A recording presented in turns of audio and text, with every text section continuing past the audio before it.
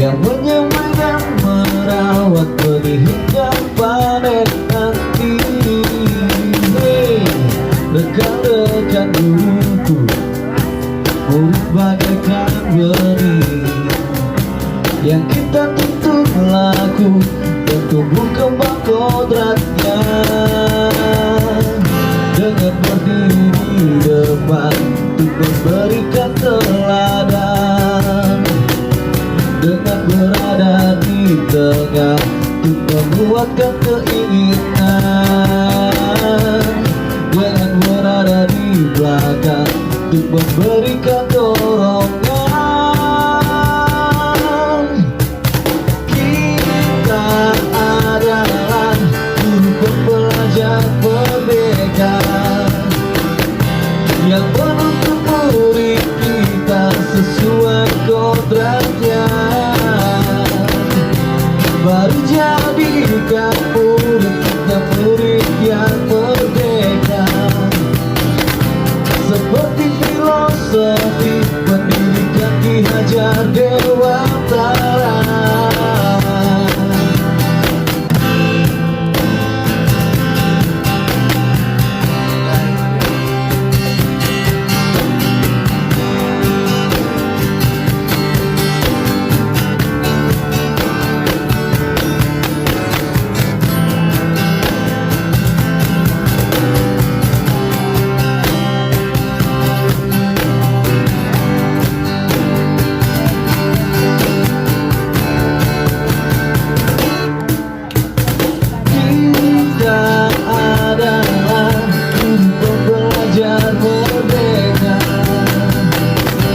Yang menuntut murid kita sesuai kodratnya.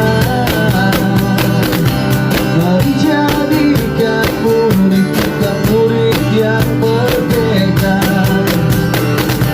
seperti filosofi pendidikan Ki Hajar Dewantara.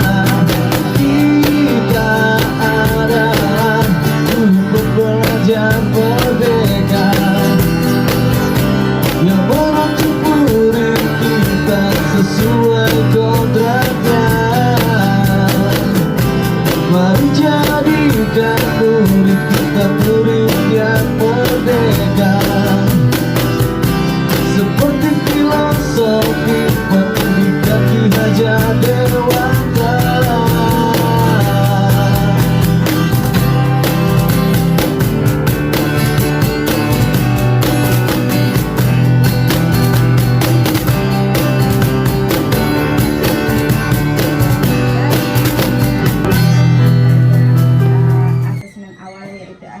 Asesmen diagnostik ya Ibu ya.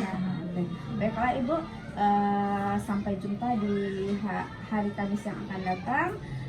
Jadi sebelum saya tutup perbincangan kita ini, saya ingin menanyakan ke Ibu, Bu, bagaimana perasaan Ibu dan harapan Ibu setelah kita melakukan percakapan observasi ini untuk proses pembelajaran Ibu nanti. Perasaan saya merasa senang karena dari pengalaman saya dalam mengajar, saya diobservasi oleh rekan sejawat. Artinya begini, merasa senang dan supaya menjadi motivasi bagi saya yang akan. Pembelajarannya bagaimana Ibu? Pembelajarannya mudah-mudahan tercapai apa yang kita harapkan. Sesuai dengan rencana yang sudah dibuat ya Ibu ya. Ya baiklah Ibu, terima kasih atas waktunya. Sampai jumpa di hari Kamis yang akan datang. Assalamualaikum warahmatullahi wabarakatuh. Waalaikumsalam warahmatullahi wabarakatuh.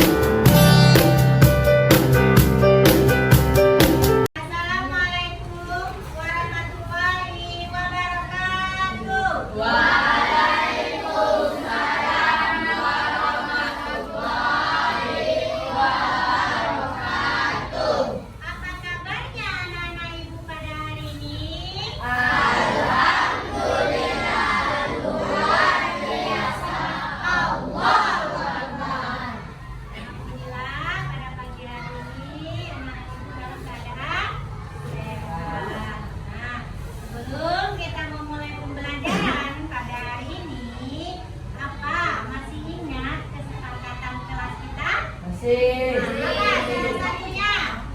Ayo membersihkan ruangan kelas. Anak-anak ibu lihat masih ada di bawah. Ya, anak-anak ibu semuanya. Ruangan kelas sudah bersih. Jadi supaya kita itu mudah belajar di dalam ruangan yang bersih. Jadi kita mau mulai pembelajaran. Terlebih dahulu. Ayo, ketua kelas pimpin doa. Siap gerak. Berdoa dimulai.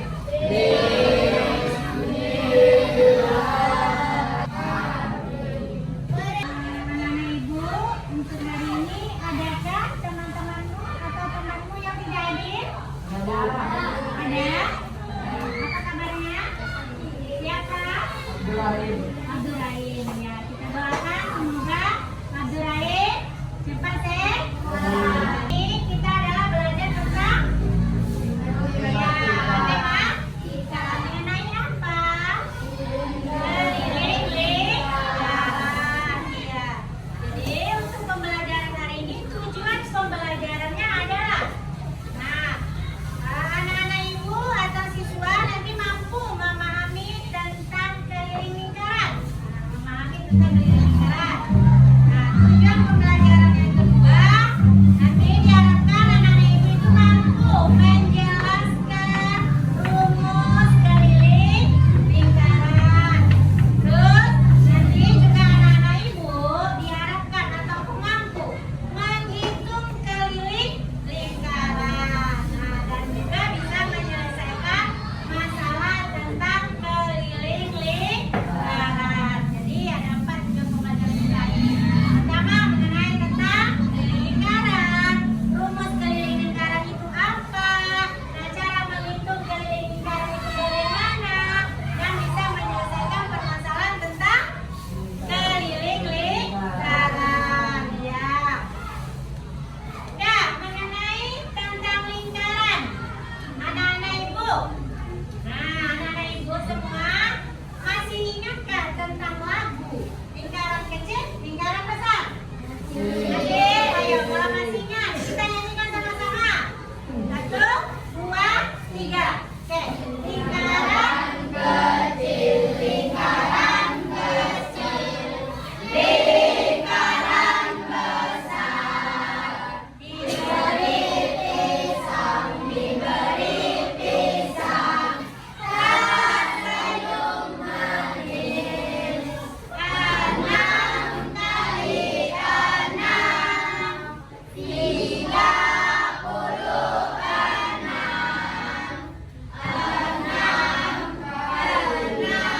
ke 6 diberi sudut. Ya, tepuk tangan untuk kita semua. Itu adalah mengenai nanti tentang lagu lingkaran kecil, lingkaran besar. Mengenal bentuk benda. Mengenal bentuk benda. Coba perhatikan video pembelajaran.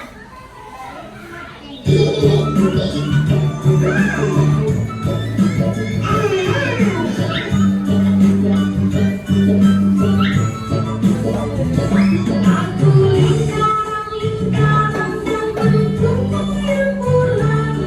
Punya satu sisi, lingkaran yang bulat. Aku lingkaran dan bentukku yang bulat. Punya satu sisi, aku lingkaran yang bulat.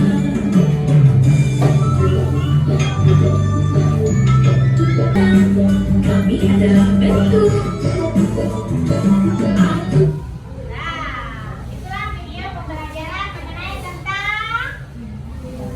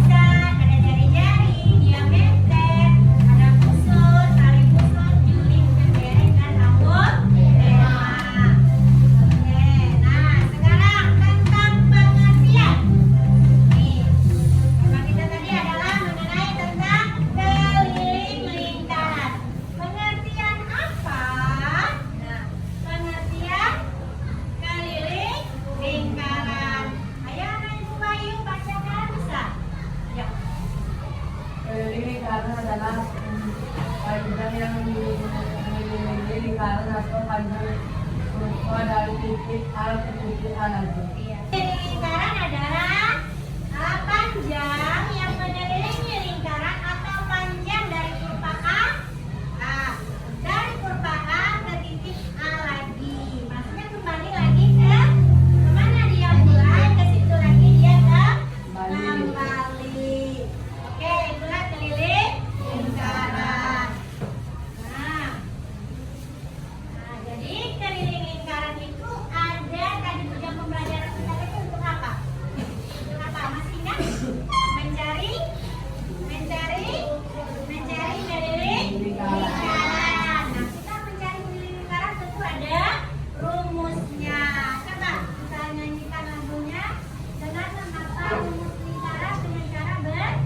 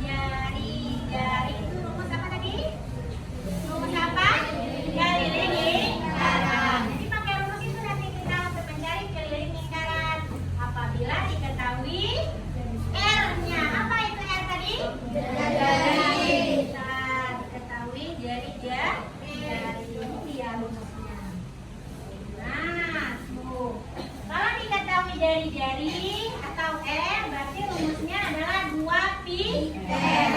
Nah, kalau diketahui diameter, jari kelilingnya adalah rumusnya d. Nah, jadi pi itu ada 2 macam.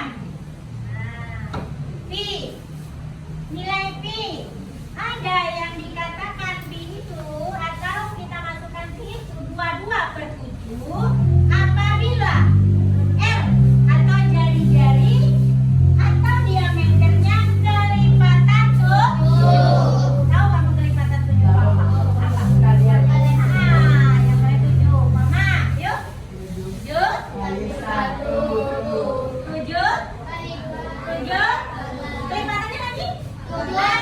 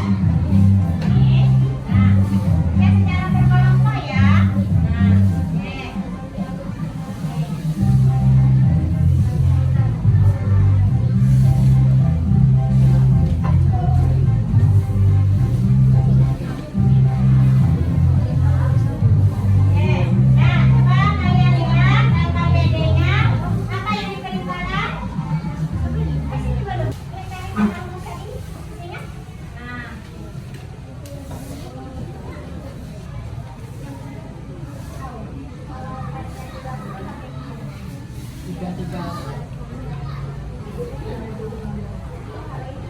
Ibu kasih. Nah, kelompok siapa yang mau presentasi terlebih dahulu? Nah, oke, kelompok Salma. Ya, silakan.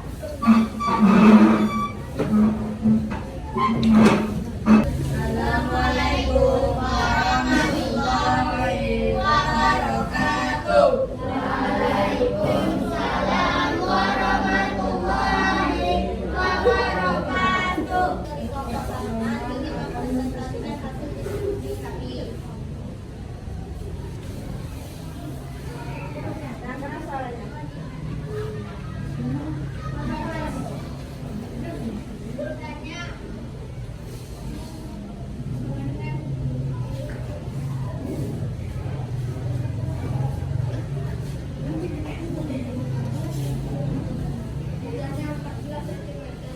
Diketahui keliling. Jawab. 2 PR sama dengan 2 kali 22 per 7 kali 14. 7 dicoret, 14 dicoret dan 2. Dengan 2 kali 22 per 1 kali 2 sama dengan 14 per 1 kali 2 sama dengan 22 per 1 sama dengan 88 per 1 sama dengan 88 cm.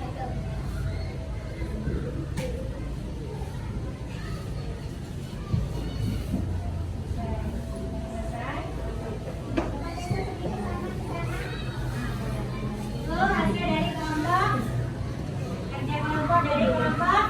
Nah, ada yang mau tanggapi dari yang jari-jarinya yang sama? Oke, ayo. Diri. Kami sama dari jarinya dengan kelompok Salman yaitu 14. Jawabannya betul sama seperti kelompok. Oh gitu. Ya, jawabannya sama dan betul seperti kelompok. Ya, tepuk tangan. Selanjutnya, yang jari-jarinya 14 sama? Sama? Sudah oke? Oke, sudah ya sama. Sekian dari presentasi kami. Assalamualaikum warahmatullahi wabarakatuh. Waalaikumsalam warahmatullahi wabarakatuh. Ayo. Assalamualaikum warahmatullahi wabarakatuh. Waalaikumsalam warahmatullahi wabarakatuh.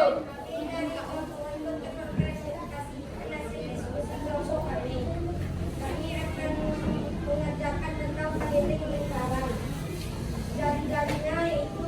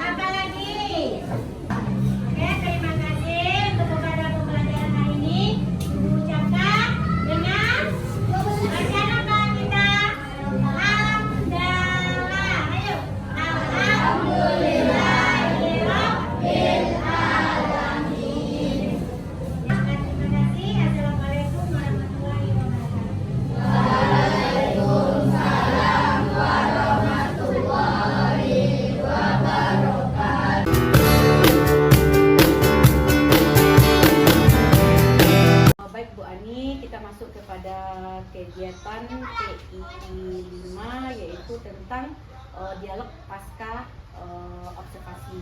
Nah, pada P4 saya sudah menginstruksikan kepada Ibu untuk membimbing rekan sejawat Ibu menyusun RPP dan melakukan proses pembelajaran di mana Ibu akan langsung mengobservasi rekan sejawat Ibu. Nah, kebetulan ini mohon maaf Ibu siapa namanya? Saya Rita Hetnawati. Ya, kenalkan Bu Rita, saya Ibu Esi, PP-nya daripada Ibu Ani. Nah, pada kegiatan P5 yang saya lakukan ini, saya ingin melihat langsung dialog yang dilakukan oleh Ibu Ani kepada Ibu dalam keterampilan coachingnya setelah melakukan pasca observasi. Nah, untuk itu silakan Ibu Ani dengan Bu Rita. Terima kasih Ibu. Sampailah di mana tahap pasca observasi, di mana saya telah melakukan tahapan observasi atau pengamatan langsung di kelas Ibu Rita, yaitu di kelas 6B tepatnya.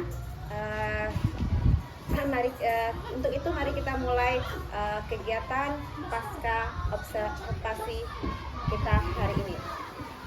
Assalamualaikum Ibu Rita. Apa kabar Ibu Rita? Alhamdulillah baik.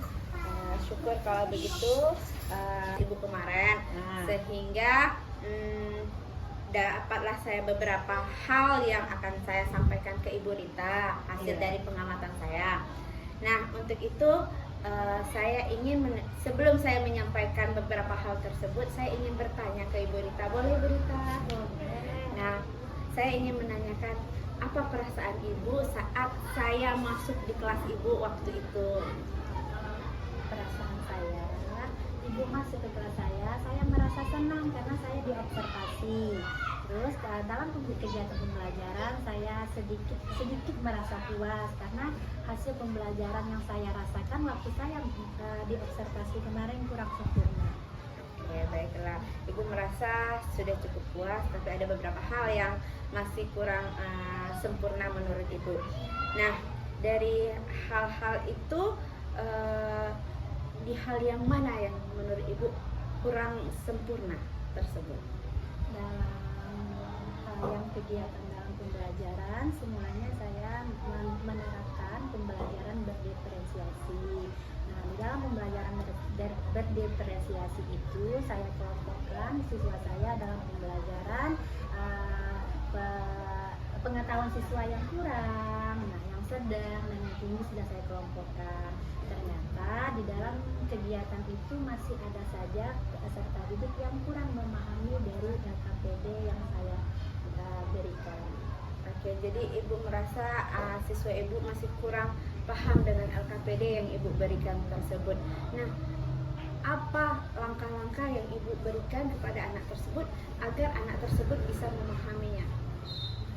Langkah-langkahnya di setiap kelompok LKPD-nya berbeda-beda. Nah, jadi LKPD yang saya berikan untuk siswa yang kemampuannya tinggi berbeda dengan kemampuan siswa yang sedang. Begitu pula dengan kemampuan siswa yang rendah. Jadi secara tidak langsung itulah langkah-langkah saya yang saya lakukan di dalam kegiatan pembelajaran tersebut. Oke, jadi Ibu membedakan LKPD-nya setiap tingkatan gaya belajar siswa Ibu ya. Nah, selain dari itu, apa ada lagi kendala-kendala dalam Ibu melakukan proses pembelajaran tersebut?